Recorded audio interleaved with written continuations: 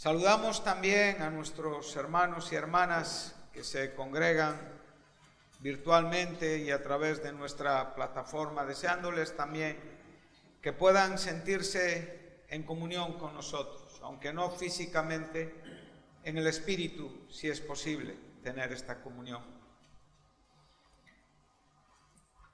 Quisiera que me acompañarais al capítulo 21 del último libro de la Biblia, el libro de Apocalipsis o la revelación de San Juan.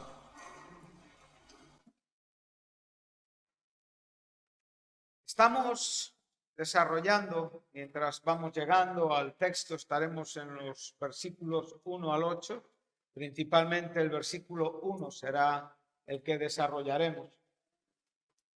Estamos a través de las últimas reuniones hablando de los cielos nuevos o del cielo nuevo y de la tierra nueva.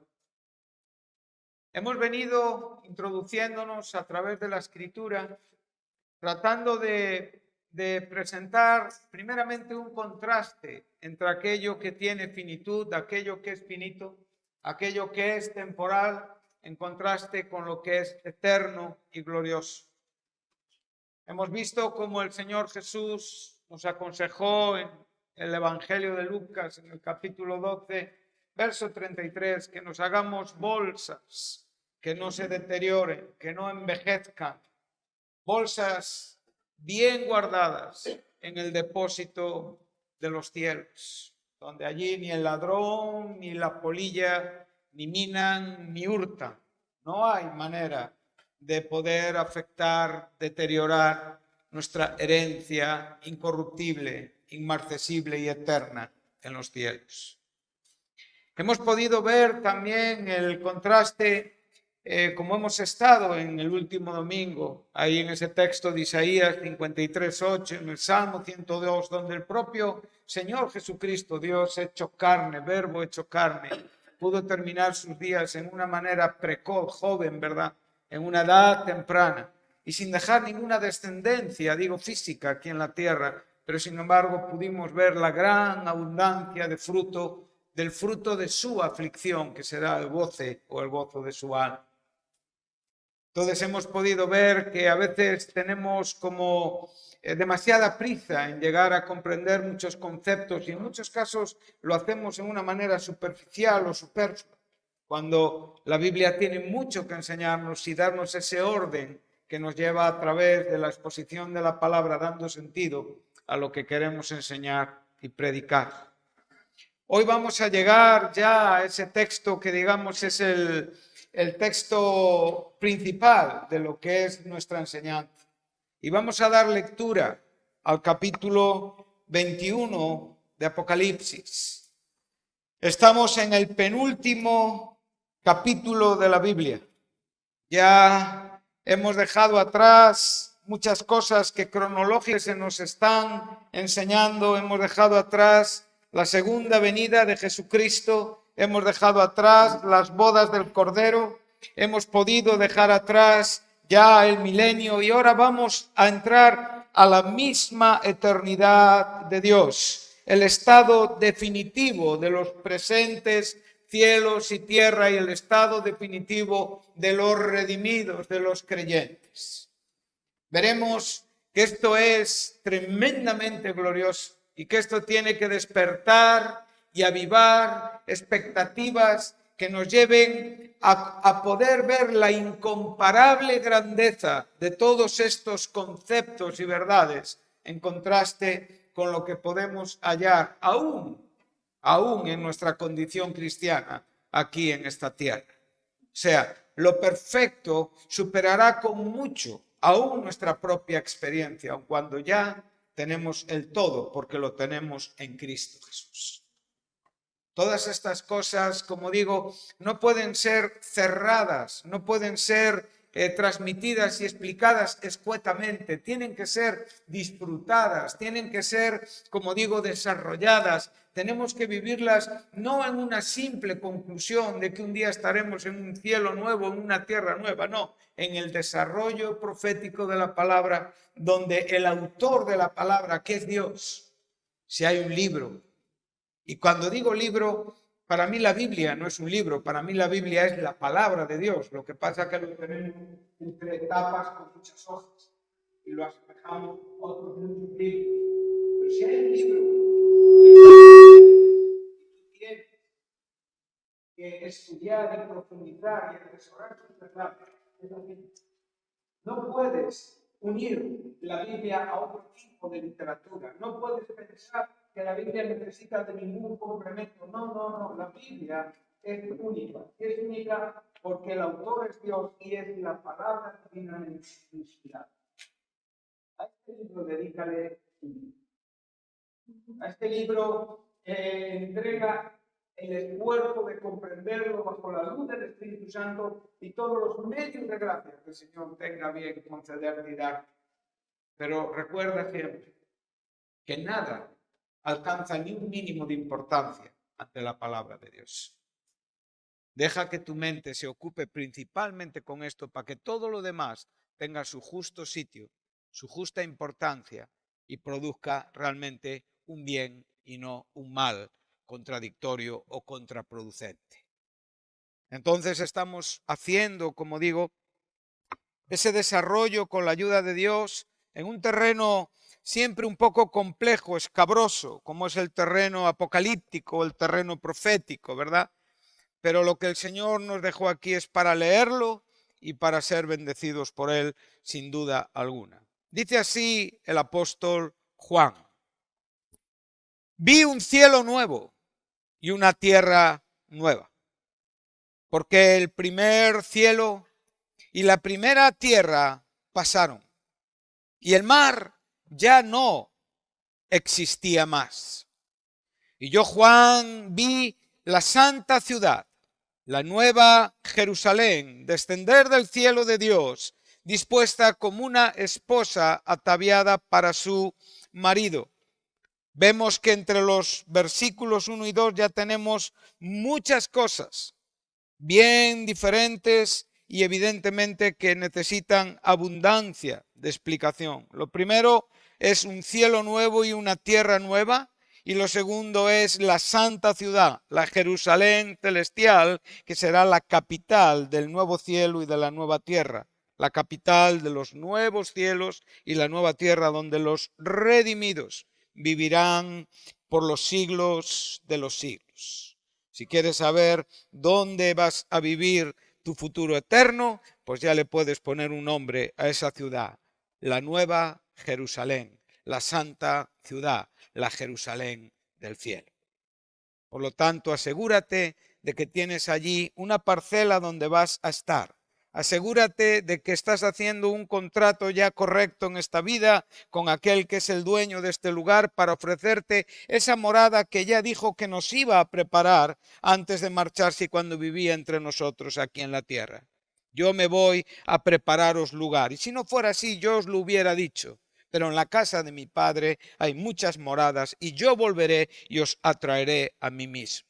Por lo tanto, ahí tenemos nuestro destino, un destino glorioso. Dice Juan: y oí una gran voz del cielo que decía: he aquí el tabernáculo de Dios con los hombres, y Él morará con ellos, y ellos serán su pueblo, y Dios mismo estará con ellos como su Dios. Enjugará Dios toda lágrima. Observa, en una manera digo a vista de pájaro, que ya el primer versículo nos dice que habrá un elemento que no estará en los nuevos cielos y en la nueva tierra, que es el mar. El mar, tal y como hoy lo comprendemos y lo vemos, no existirá en la misma manera en el nuevo cielo y en la nueva tierra. Pero también habrá otros elementos que allí no estarán. Por ejemplo, este verso 4 ya nos habla de algunos asuntos que allí no estarán, ni serán experiencias para la raza humana, ni para los redimidos. Dice: y ya no habrá muerte, ya no habrá llanto, ya no habrá clamor y ya no habrá dolor. Aquí tenemos 7 elementos que no estarán. Si vas un poquito más adelante, al versículo 3 y 5 verás 2 elementos más que tampoco estarán. O sea, un total de 7 elementos no serán parte experimental de los redimidos. En el capítulo 22, versículo 3, ¿qué es lo que no habrá allí? No habrá más maldición. Esto también es un tema tremendamente importante, tremendamente interesante, porque sabemos que ya claramente en el verso 17 del capítulo 3 de Génesis, la tierra es maldita por causa del pecado del hombre. Entonces aquí tenemos un lugar donde ya no alcanzará la acción y el efecto pecaminoso del pecado de Adán. No habrá más maldición. Qué bueno, ¿verdad? Y no habrá más maldición porque, como bien nos enseña el apóstol Pablo a los Gálatas, hubo alguien que fue maldito por nosotros. Hubo alguien que sufrió la maldición de la ley por nosotros. Hubo alguien que sobre este madero pesaba un texto del Viejo Testamento: maldito el que es colgado de un madero, aun cuando todavía el pueblo judío no tenía ni idea de lo que era ser crucificados en la cruz. Moisés dijo esto. Curiosamente, en el tiempo el Imperio Romano, aunque otras culturas por supuesto también crucificaban, pero los romanos tomaron en cierta manera para sí mismo este método de muerte. Entonces vemos que Cristo fue hecho maldito sobre un madero. ¿Para qué? Para redimirte a ti. Para redimirte. La palabra es comprarte por el precio del propio sufrimiento, para que no pese nunca más sobre ti la maldición de la ley, que es evidentemente la muerte por causa de la desobediencia. Allí no existirá la maldición. Allí nadie nos maldecirá. Allí nadie será maldito. Qué bueno. Y tampoco, verso 5, no habrá más noche. Entonces ya tenemos 7 elementos experimentales que no estarán presentes en la experiencia de los redimidos, en los nuevos cielos, en la nueva tierra, en la nueva Jerusalén. Claramente no habrá un mar como hoy lo entendemos, no habrá muerte, no habrá llanto, no habrá clamor, el clamor desesperado, imprecatorio, ¿verdad? Ese clamor que clama por justicia, ese clamor que sufre bajo las injusticias de este mundo. No habrá ese tipo de clamor porque ya no existirá ninguna injusticia, ni en experiencia ni visible, porque Cristo, que es la justicia perfecta, estará allí por los siglos de los siglos. Amén. Entonces, como digo, no habrá clamor ni tampoco habrá dolor. Bueno, esto es un gran ánimo para todos aquellos que ya conviven con dolores en su cuerpo. Todos aquellos que ya se han hecho una parte importante con el ibuprofeno, con el paracetamol, etcétera, etcétera. Forman parte de su existencia, forman parte de su vida. Se levantan y toman un paracetamol, se acuestan y tienen que tomarse un ibuprofeno porque tienen dolores en el cuerpo. En este lugar no habrá tal cosa, no habrá ningún dolor. Tendremos evidentemente un cuerpo perfecto, espiritualmente perfecto, con un organismo perfecto, sin ningún tipo, como digo, de expectativa a enfermar. Si hoy yo te dijera aquí en esta mañana, es imposible que tú enfermes, no hay ni uno solo aquí en esta mañana que me pueda decir, yo no puedo enfermar. Todos somos susceptibles de enfermar hoy mismo. Y no de enfermar con enfermedades, como digo, que no son graves, leves, sino de enfermar con enfermedades graves y en muchos casos mortales. Pues la buena noticia, ¿verdad?, es que allí no necesitaremos tomar ningún tipo de paracetamol. Bueno, pues ya tenemos 7 elementos experimentales que no estarán, ni harán su daño, ni van a hacer, como digo, su desgaste sobre nosotros. Pero ahora vamos a ver lo que aquí nos está diciendo Juan. Estamos ante un versículo que ha sido objeto de estudio a lo largo de toda la historia del cristianismo, no solamente del cristianismo, sino por supuesto de la apocalíptica judía. O sea, el pueblo de Dios, el Antiguo Testamento, todo lo que tenía que ver con lo que nos ha dejado registrado aquí, esto era parte integral de su esperanza. Entonces, esto es una realidad que no es, como digo, únicamente para los cristianos del Nuevo Testamento. Esto es una esperanza que acompañó siempre al pueblo de Dios y que evidentemente llega a su plenitud, llega a su cenit, alcanza su momento más álgido y más perfecto en esta verdad que corona el fin de la Escritura. Entonces me gustaría que pudiéramos ir desarrollando todas estas cosas con tranquilidad. Vemos tres cosas importantes en este primer versículo. Primeramente, y no hay que repetirlo, hay un cielo nuevo y una tierra nueva. Y nos da la explicación. Nos dice que hay un cielo nuevo y una tierra nueva porque el primer cielo y la primera tierra pasaron. Entonces ya tenemos un verbo que es importante a la hora de interpretar. Como digo, en el desarrollo que estaremos haciendo juntos, muchos cristianos a lo largo de la historia, ¿verdad? Aún los hombres y las mujeres que no comparten nuestra fe en Cristo, hablan de un apocalipsis.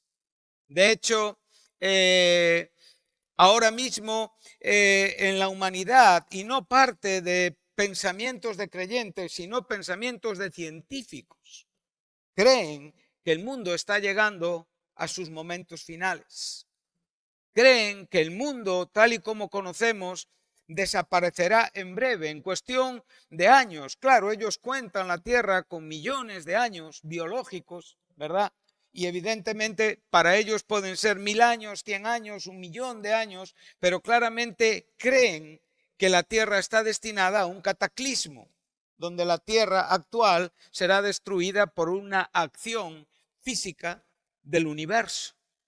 Vale, nosotros, los cristianos, los que creemos en la Biblia, los que defendemos que Dios creó el cielo y la tierra donde hoy vivimos en 6 días y al séptimo día descansó, no contamos el mundo con millones de años. Contamos el mundo en una manera muy diferente. Nosotros le damos al mundo una edad aproximada de 6.000 años. Claro, nosotros no tenemos tanta documentación como muchos científicos tienen. Y a veces no dominamos ciertos conceptos, pero eso no nos hace menos y, por supuesto, no nos hace poseedores de una mentira y a ellos poseedores de una verdad. No, la Biblia es la única verdad que debe de ser sostenida, defendida y creída. No hay otra. Ahora, vemos, como digo, que esta idea apocalíptica del mundo la tenemos hoy. Ahora se nos está advirtiendo que va a haber un gran apagón. Se nos está advirtiendo de que las mutaciones del virus que llevamos enfrentando ya aproximadamente por 2 años van a ir a más y que realmente todo el planeta se va a infectar independientemente de todas las vacunas que se inventen y todo vendrá más porque hay una destrucción para la raza humana. Esto lo dicen científicos. Por otro lado, estamos viendo guerras hacia todos los lados. Vemos claramente que el mundo está en una tensión que nosotros no percibimos porque vivimos en un lugar donde no tenemos estos problemas. Pero vete a Irak o vete a otros países de África, vete a Sudán, vete a otros países donde no conocen un solo día de paz. Entonces, el mundo está sujeto a fuertes tensiones. Todo indica que evidentemente algo está pasando. Pero nosotros como cristianos tenemos no solamente un criterio científico, sino tenemos el criterio de aquel que dio la inteligencia a la ciencia. Es Dios quien realmente nos da esa idea concreta y correcta para saber qué va a pasar con estos cielos y con esta tierra.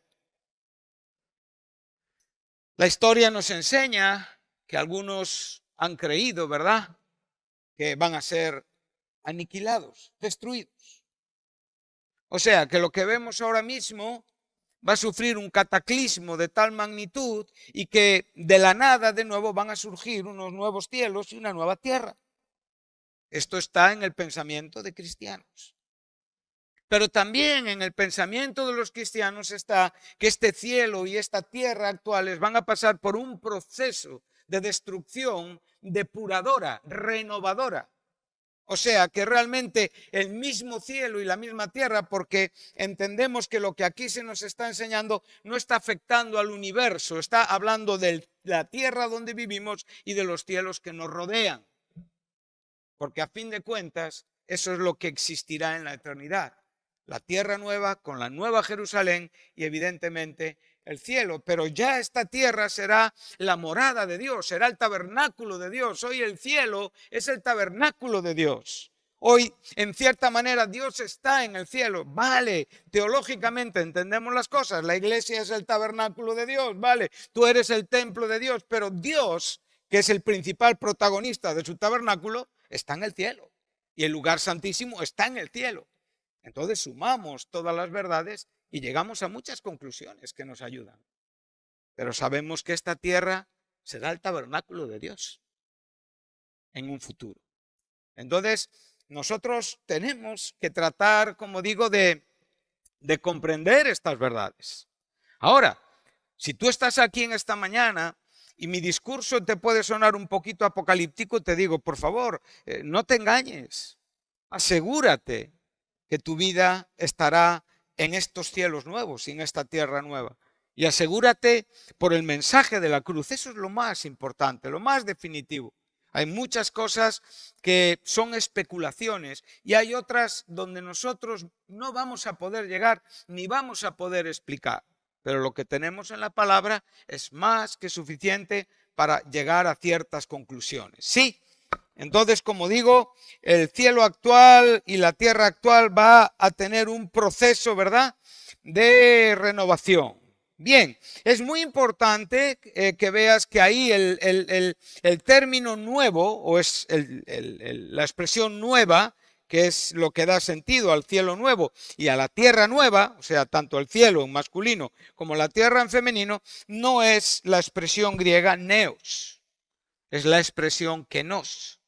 Lo cual, aquí ya tenemos un dato muy importante. Cuando hablamos de neos, estamos hablando de algo que antes no existía, no estaba. Es algo nuevo. Es algo que es hecho nuevo. Sin embargo, el término que nos está hablando no de algo nuevo cronológicamente, sino de algo nuevo en calidad. Y esto es importante. Eso ya nos da un dato porque vuelvo a repetir, las palabras, la gramática es importante para poder comprender algunas cosas. Entonces ya podemos ver que esa expresión nuevo nos está dando la idea de algo que es nuevo, no cronológicamente, como algo que antes no estaba y aparece, sino algo que es nuevo en calidad.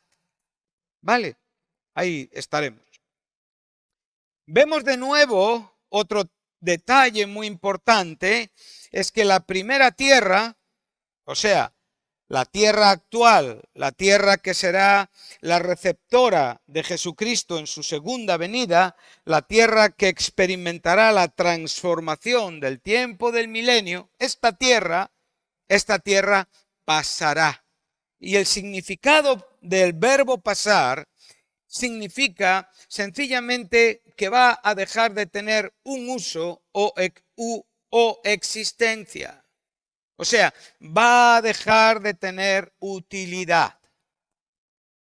O sea, no va a haber razón de su uso ni va a tener razón de su existencia. ¿Por qué? Porque en su lugar existirá una nueva tierra y un nuevo cielo. Sí. Entonces vemos este otro detalle para estar haciendo una descomposición gramatical del versículo y otro punto muy importante es que el mar ya no existe más. Todos sabemos, o mínimo algunos que hayamos estudiado primeros cursos del colegio, que este mundo donde vivimos, esta tierra que habitamos, está compuesta de 3/4 partes de agua, ¿sí? Entonces el agua es un elemento importante para la vida hoy en esta tierra. De hecho, estamos ante un circuito cerrado, podríamos decir un circuito de calefacción, donde la propia evaporación del agua del mar es a su vez la lluvia que después cae sobre los diferentes lugares. O sea, no te parezca una barbaridad decirte que tú ayer te has podido mojar con agua del Nilo, o que tu paraguas se ha mojado con agua del Pacífico. ¿Por qué? Porque hay una constante evaporación y a su vez un agua que de nuevo vuelve a esta tierra. Y es un elemento vital y principal para la vida. Sin agua no podríamos existir. Y de hecho, para todos los científicos, la primera vida surge del agua. Pero nosotros la primera vida surge de Dios. Amén. Que es el creador. Entonces vemos que en este sentido el agua es un elemento importante en el propio mar. Pero a la vez también nosotros observamos que el ser humano también está compuesto en gran parte por agua. Si a ti te quitan el elemento agua, te puedo asegurar que te quedarías muy slim y con muy poco peso. Sí, porque el agua es una parte fundamental del peso de tu cuerpo. De hecho, si nos deshidratamos, nos morimos. O sea, el agua es fundamental en toda la función orgánica. Pero resulta que el agua tal y como la conocemos, en su buena función divinamente hablando, no la vamos a necesitar en los cielos nuevos y en la tierra nueva. Nuestros cuerpos serán cuerpos glorificados que no van a necesitar este elemento agua, como tampoco van a necesitar un organismo que funciona con sangre como el que tenemos actualmente. Serán cuerpos que, como digo, exactamente igual que esta tierra, habrán sufrido una renovación, una transformación, sin haber perdido la identidad de quién somos.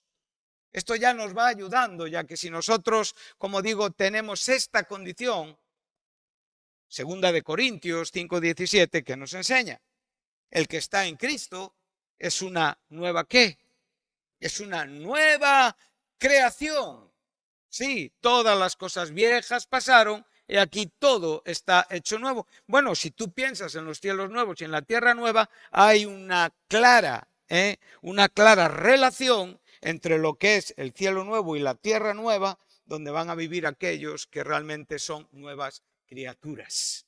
De la misma manera que Adán fue creado para vivir en esta tierra actual, los creyentes hemos sido creados en Cristo Jesús no para vivir en esta tierra actual. Este no es nuestro lugar definitivo. Nosotros somos ciudadanos del cielo que esperamos la ciudad celestial. Entonces, en ese sentido, nosotros ya vamos aunando cositas. Mira, observa, por ejemplo, si vas a Efesios, que son textos importantes que nos dan, como digo, ideas muy concretas y muy correctas de la actualidad y de lo que el propio Juan nos está enseñando. Efesios, vamos un momento al capítulo 2.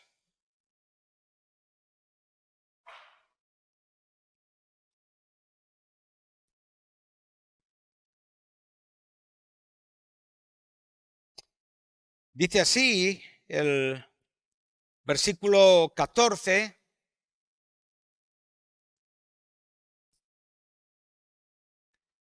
Sin pararnos mucho aquí, dice, porque Él es nuestra paz. Estamos hablando de la reconciliación por la muerte de Cristo. Dice que de ambos pueblos hizo un nuevo pueblo, hizo un nuevo hombre, derribando la pared intermedia de separación. Vamos un poquito más adelante.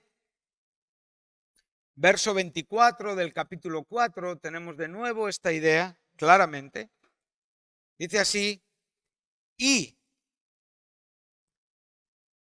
vestíos del nuevo hombre creado según Dios, en la justicia y santidad de la palabra. Entonces vemos que cada creyente aquí en esta mañana tiene una condición de nueva creación delante de Dios, muy diferente al hombre viejo que está espiritualmente unido y ligado a su condición caída y pecaminosa. Por lo tanto, el nuevo hombre, el cual ya eres en Cristo Jesús, ese nuevo hombre que habita interiormente en tu corazón, que es tu identidad por la fe en Jesucristo, es un hombre que va a necesitar de un cuerpo muy diferente al que tienes hoy. Entonces, esta creación de este nuevo hombre no solamente es un hecho espiritual que hoy nos hace ser cristianos, sino es un hecho que nos lleva a los mismos cielos nuevos y tierra nueva, donde tú vas a habitar con un cuerpo totalmente nuevo y que es parte integral, definitiva y principal de la nueva creación que tú eres.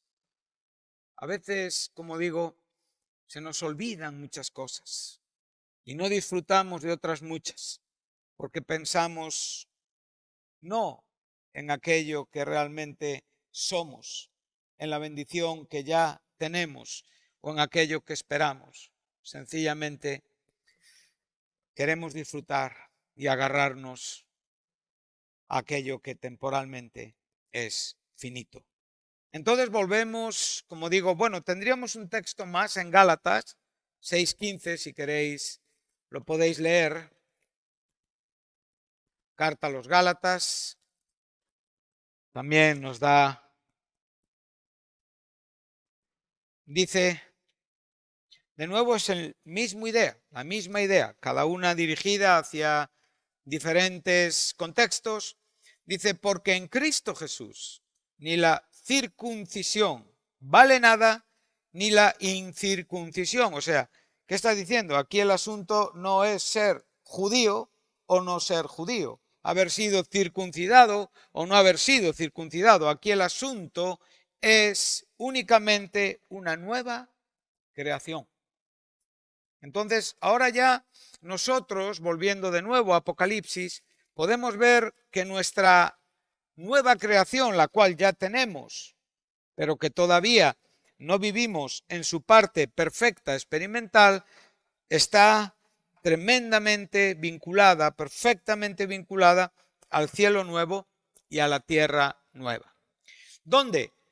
Donde, como hemos dicho, no va a haber mar. Esta parte, como digo, vital del mundo donde hoy vivimos, este productor de mucha de la energía que hoy consumimos y muchos de los alimentos que consumimos, ya no va a estar. ¿Y por qué no va a estar? Bueno, no va a estar primeramente porque en la Biblia el mar también tiene un significado. Y Dios crea todo con propósitos y con significados. Entonces, conocemos algunos, y si no lo conoces, yo en esta mañana pues te doy esta información. Sabemos que el Antiguo Testamento abunda en lo que llamamos literariamente poesía hebrea. La poesía hebrea abunda en lo que conocemos como lenguaje simbólico o figuras de dicción. Y es muy normal en este lenguaje simbólico la personificación de asuntos de carácter inmaterial. O sea, realmente el mar es un elemento físico creado que se sujeta, como digo, al funcionar de vientos, a las propias fronteras de la propia tierra, ¿verdad? Pero en el lenguaje hebreo, el mar es un símbolo del mal. Y aquí ya tenemos algo que nos importa, ¿verdad? Por ejemplo, cuando pensamos en Juan, ¿Juan dónde se encontraba cuando escribió el libro de Apocalipsis? Se encontraba en una isla. ¿Qué es una isla? Una isla es un trozo de tierra que está rodeado de mar que le separa de la tierra firme. Sí, evidentemente Juan estaba separado del cristianismo, de la comunión con sus hermanos, estaba siendo juzgado Y evidentemente aquello que les separaba y que le hacía estar sufriendo el castigo ya profetizado por el propio Señor para poder recibir esa información del último tiempo de esta tierra era el mar. Este elemento separaba a Juan de su amada iglesia, del grupo de personas que físicamente él amaba. El mar en la Escritura siempre simboliza este mundo, con todo lo que este mundo representa y con todo lo que este mundo es. Entonces, podemos ver que en la actual tierra que pasa, el mar ya no existe. O sea, no tiene un uso ni un fin. Observa, vamos a leer algunos versículos que nos vamos a venir desde el Antiguo Testamento. Vamos a ir al libro del profeta Isaías y vamos a leer el capítulo 51, versículo 9.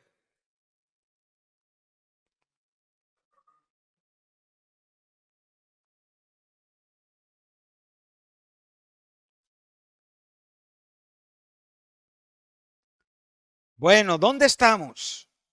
¿Dónde nos encontramos?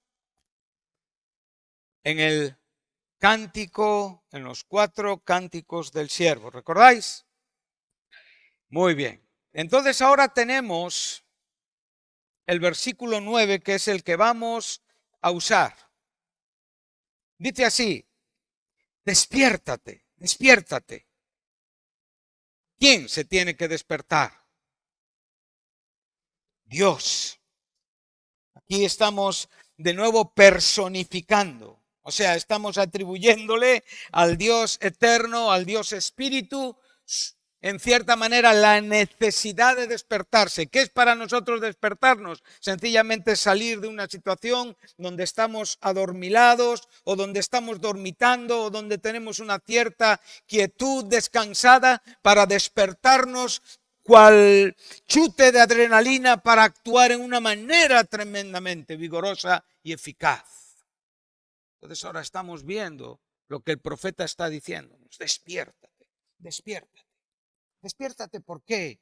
Porque tu pueblo sufre. Despiértate, ¿por qué? Porque tu pueblo está bajo el despotismo, bajo la autoridad, bajo la dictadura del Dios de este siglo, del príncipe de este siglo, del Dios, del príncipe de este mundo, del Dios de este siglo. Siempre me bailan las palabras.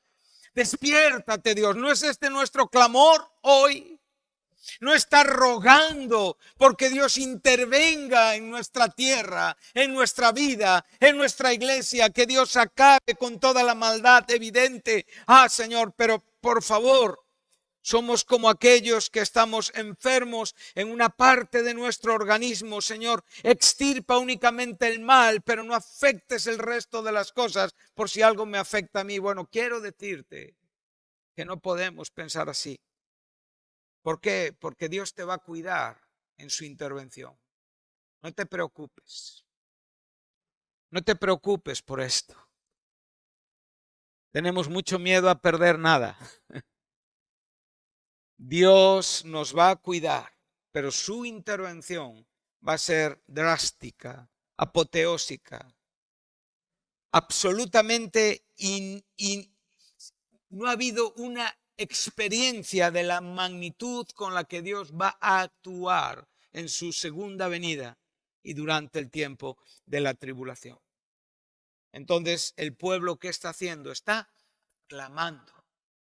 Y en los cielos nuevos y en la tierra nueva, ¿qué es lo que no va a haber? Clamor. ¿Recordáis?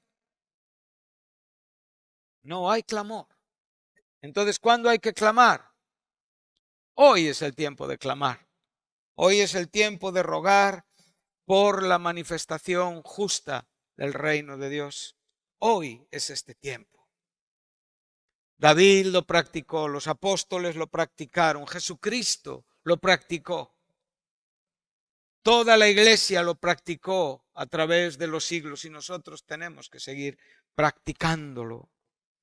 Oh Dios, despiértate, despiértate. vístete de poder, oh brazo de Jehová. De nuevo tenemos la personificación. A Dios se le está atribuyendo brazos para que nosotros podamos entender que en los brazos, ¿qué podemos habilitar y qué podemos interpretar? La fuerza de un hombre, ¿verdad? Esos brazos capaces de levantar peso, esos brazos bien fornidos, bien musculados, ¿verdad? Hoy me decían de broma alguien, ayer, me decía, tengo que ganar masa muscular, pero me gustaría hacer un tipo de ejercicio pasivo. Digo, no hay manera de hacer músculo pasivamente. El músculo solamente es el resultado del esfuerzo muscular, de potenciar los músculos mientras están en edad de crecimiento. Hay tiempo en la vida donde por mucho que hagamos los músculos ya entran en su etapa final. Pero en este caso Jesucristo, Dios, no necesita muscularse. El poder está en su mano, está en su brazo. Y ahora sus hijos, los creyentes, están diciéndole, despiértate. ¿Quieres que se despierte el Señor? ¿Cómo te encuentras, hermano? ¿Cómo es tu condición espiritual hoy? ¿Tienes miedo a su manifestación? ¿Tienes miedo a encontrarte hoy con Él?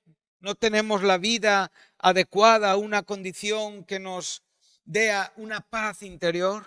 Ponte a trabajar en tu vida. Vive seguro en la gracia que te ha sido dada. Pero dile al Señor, despiértate. Y acaba con toda la futilidad, con toda la maldad, con todos los mensajes falsos, con todas las mentiras, con todo lo que tiene que ver con lo que a Él le desprecia en este mundo. Manifiéstate, Señor. Despiértate. Vístete de poder, oh brazo de Jehová. Otra vez el verbo, despiértate, como en el tiempo antiguo, en los siglos pasados. ¿No eres tú el que cortó a Rahab y el que hirió al dragón, perdón? Aquí tenemos la idea de ese monstruo marino que es Leviatán, y en muchos casos Rahab tiene que ver con Egipto. Entonces estamos viendo la manifestación profética del propio Isaías diciendo, manifiéstate como en tiempos antiguos. ¿Qué le dijo Dios a Job? ¿Quién puso a Leviatán en el océano? ¿Quién lo puso ahí? Fui yo. ¿Y quién lo va a sacar de ahí? Voy a ser yo. Esa terrible bestia que en cierta manera también tipifica a este dragón, al enemigo de nuestras almas, va a ser totalmente aniquilada y destruida por el despertar de Dios y por el brazo poderoso de Dios cuando Él se manifieste a este mundo para establecer los cielos nuevos y la tierra nueva. El profeta miraba hacia atrás y veía el poder de Dios. Miraba el momento que estaba viendo y veía al pueblo abatido, al pueblo en unas circunstancias terribles, lamentables, como sabemos perfectamente, y no vamos hoy a hablar de toda la historia de Israel y de Judá y de todas las miserias que tuvieron que pasar por su mala vida, por su mal ejemplo de amor al Dios que los escogió. Pero Él está viendo hacia el final y está diciendo, despiértate, porque en ese momento entonces se hará justicia en una manera ya perfecta y definitiva que evidentemente glorificará a Cristo, a aquel que dijo en esta tierra, ahora es el juicio de este mundo. ¡Wow! Precioso, ¿verdad? Amén. Despiértate como en los tiempos antiguos. ¿No eres tú el que cortó a Rahab y el que hirió al dragón? ¿No eres tú el que secó el mar? El mar es otro elemento que podemos ver en el juicio, ¿verdad? A Egipto, como Dios secó el mar para que su pueblo pasara por firme. Las aguas ya no solamente de ese mar de ese gran mar, del Mar Rojo, sino también las aguas del gran abismo, el que transformó en camino las profundidades del mar para que pasaran, ¿quiénes? Sus redimidos. Aquí tenemos la idea. 700 años antes del nacimiento de Jesucristo, Isaías está viendo perfectamente una escatología perfectamente y divinamente inspirada, el final de todo. Dios despertará su brazo y hará justicia. Y hará una justicia para defender, para proteger, para allanar el camino de sus redimidos. ¿Qué te preocupa, hombre? ¿Qué es lo que nos preocupa? ¿Cuántas veces se repite en la palabra de Dios esta idea? Desde el Antiguo hasta el Nuevo Testamento. Allana el camino. ¿Qué decía Juan? ¿Quién era Juan? Era la voz de aquel que clamaba en un lugar desierto que decía: enderezad, allanad los caminos del Señor. ¿Qué allanamiento era? La predicación del reino de los cielos personificado en la persona de Jesucristo. Pero sabemos que aunque este camino se ha allanado, hay un día en este mundo donde se va a hacer, como digo, una calzada. Esa calzada, Isaías 33, os acordáis que será llamada camino de santidad. Ese será el camino por donde los redimidos andaremos en las calles de oro y en el mar de cristal. Eso será nuestra calzada definitiva de santidad. Hoy, Jesucristo es ese camino de santidad. Pero no se puede separar. Por eso la Biblia es tan maravillosa. Estudia la Biblia, hermano. Estudia la Biblia, joven. Dedica tiempo a conocer quién es Dios a través de su palabra. Llena tu alma, llena tu mente, llena tu corazón de estas verdades tan gloriosas para que no seas alguien que pasivamente pasa por este mundo sin saber nada. Esto es lo que estamos encontrando. Ciertamente volverán los redimidos de Jehová. ¿Y volverán a dónde? Volverán a Sión cantando. Y gozo perpetuo habrá sobre sus cabezas. Tendrán gozo y alegría, y el dolor y el gemido huirán. Recuerdo la primera vez que escuché esto musicalmente. Hace muchos años. Estaba en México. Estaba en la escuela estudiando la Biblia cuando un hombre tomó su guitarra y empezó a cantar así: ciertamente volverán los redimidos del Señor, volverán a Sión cantando, y gozo perpetuo habrá sobre sus cabezas. Tendrán gozo y alegría. Y el dolor y el gemido huirán. Dolor y gemido no estarán, no serán elementos presenciales. ¿Recuerdas? Es Isaías. Él no conoció a Cristo en carne, pero conoció el día de Cristo como Abraham.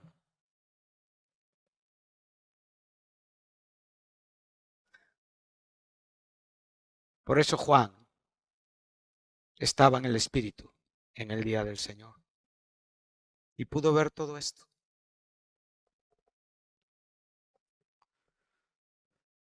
Amén. Apocalipsis 13. Estamos con el mar que ya no existe. No te olvides, no estamos haciendo una mezcla expositiva de conceptos. Somos muy tentados, ¿verdad?, cuando hablamos de estas cosas a echar mano de otras muchas, o ahí a veces en nuestros lugares donde escuchamos decimos: ¿y esto? Bueno, cada concepto tiene su lugar en la exposición. ¿sí?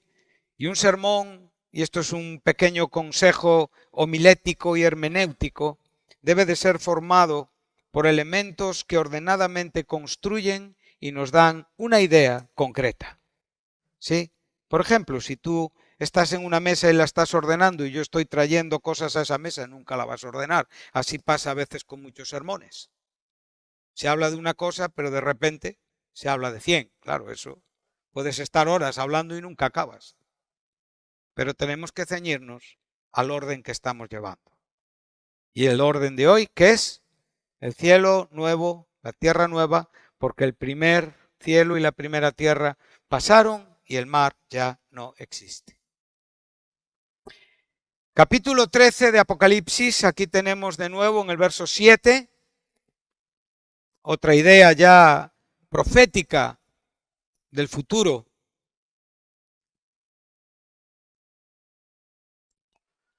Podemos ver, para encontrar lo que a mí me interesa, verso 1, y como digo, dice, me paré sobre la arena del mar.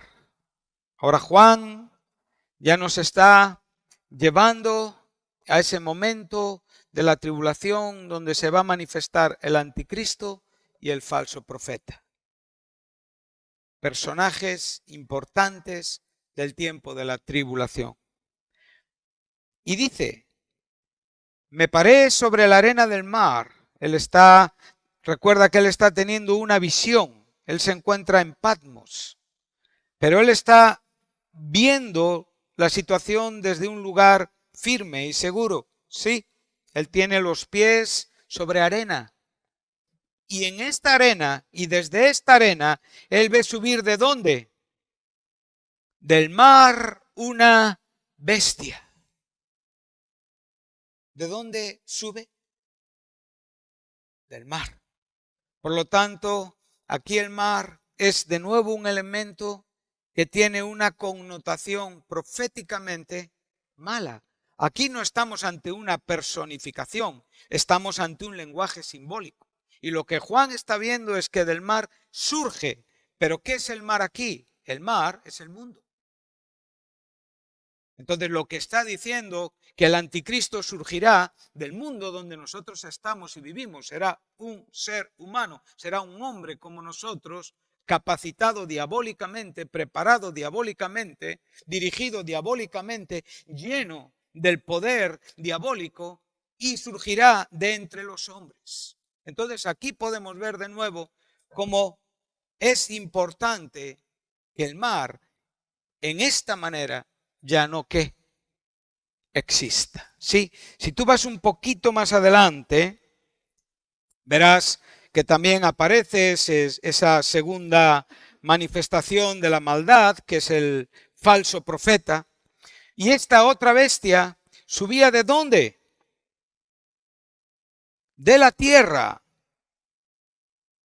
Y aquí de nuevo tú puedes ver que evidentemente el significado viene a ser el mismo. O sea, esta tierra también es habitación de demonios, en contraste con la nueva tierra, donde no habrá demonios.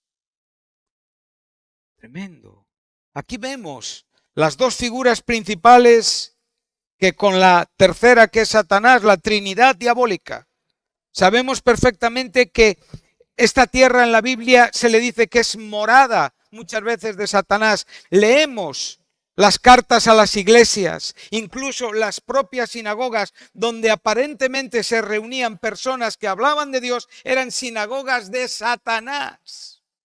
Esto es aquí en esta tierra. No tenemos nada que perder aquí, porque cuando Dios se despierte y manifieste su brazo, todo lo que va a quemar únicamente va a ser la maldad. El reino no va a sufrir pérdida. El santo no va a sufrir pérdida. Porque el santo está destinado a esta bendita tierra. Observa también que tenía dos cuernos semejantes a los de un cordero pero hablaba como un dragón. La apariencia sería la de un cordero. El cordero siempre nos habla de Jesucristo, pero su voz, su mensaje, la maldad expuesta, el discurso convictorio, el discurso convincente. Convictorio también puede estar victorio en el discurso y escuchar. El discurso convincente es palabra de dragón. Capítulo 17, versículo 15.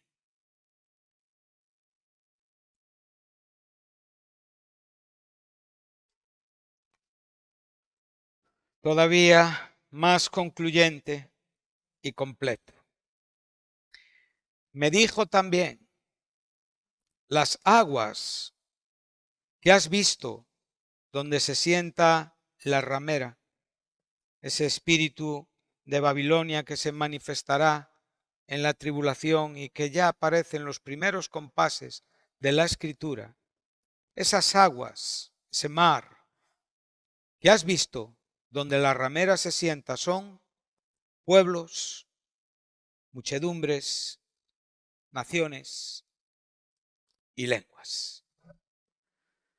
Por lo tanto, ya tenemos una idea bien amplia, ¿verdad?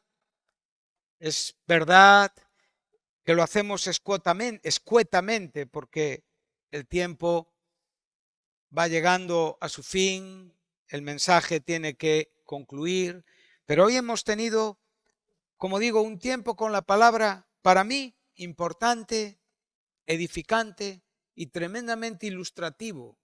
Y como digo, cuando estamos hablando, didáctico. O sea, algo que nos enseña sencilla, clara y profundamente, sin grandes líos. ¿Qué tenemos primero para dar ese repaso final? Un cielo nuevo y una tierra nueva. Ahí seguiremos. La primera tierra y el primer cielo pasaron. El verbo que nos habla no de algo nuevo, que sería neos, sino de algo nuevo en calidad. Y el mar ya no existe. ¿Por qué? Porque el mar está vinculado a los primeros cielos y a la primera tierra en la condición actual, en cómo lo vemos hoy, en cómo está hoy, en lo que oímos hoy, en lo que podemos con total claridad. Y sabemos por la palabra que estos cielos y esta tierra en la condición que hoy tenemos pasarán. O sea, dejarán de ser utilizados, dejarán de tener razón existencial. Entonces, ahora vimos que en este lugar no habrá mar, lo hemos explicado. Hemos visto que el mar ya desde el Antiguo Testamento y por medio de la personificación en el lenguaje figurado, casi siempre tipifica, a no ser aquellos lugares donde literalmente el mar es mar y no hay nada más que hablar. No podemos alegorizar lo que no es alegorizable. Estamos, ¿no? Muchas veces las personas sacamos ideas, pero ideas de perogrullo de la Biblia. O sea, no se sostiene, la Biblia no sostiene tales ideas. No es yo veo aquí, yo pienso aquí. No, a veces el mar es mar, la tempestad. Y ahí podemos ver, por ejemplo, aún en el mar físico a los discípulos sufriendo en la tempestad. A Pablo en el naufragio, ¿verdad? Pero ahí el mar es el mar. Pero claramente en el lenguaje simbólico podemos ver que el mar en muchos casos es esta tierra, el mar en muchos casos es las muchedumbres, los pueblos, las personas que están controlados por la bestia que sube del mar. Y por eso, en esta manera, el mar no existe. Amén. Entonces, no hay mar y no hay 7 elementos que hemos dicho y que nos tienen que animar y que con esto concluimos y con esto, evidentemente, despedimos nuestro tiempo con la palabra. Entonces, no hay lágrimas, no hay muerte, no hay llanto, no hay clamor, no hay dolor, no hay maldición y no hay más noche. La noche siempre nos habla de tinieblas. Jesús nos dijo que anduviéramos de día honestamente porque somos hijos de luz, no de la nocturnidad. La nocturnidad es un elemento de las tinieblas donde los demonios, evidentemente, donde el mismo Satanás y por supuesto los hombres muertos en delitos y pecados es donde se mueven. Los cristianos no tenemos parte con las tinieblas. Es más, hay que predicar a esos hombres para que sean trasladados del reino de tinieblas, Colosenses 1:14, al reino admirable del Hijo Jesucristo. Trasladados, movidos del lugar. Amén. Que Dios os bendiga. Gracias a las personas que nos han seguido. Espero que haya sido también una bendición por todos ellos.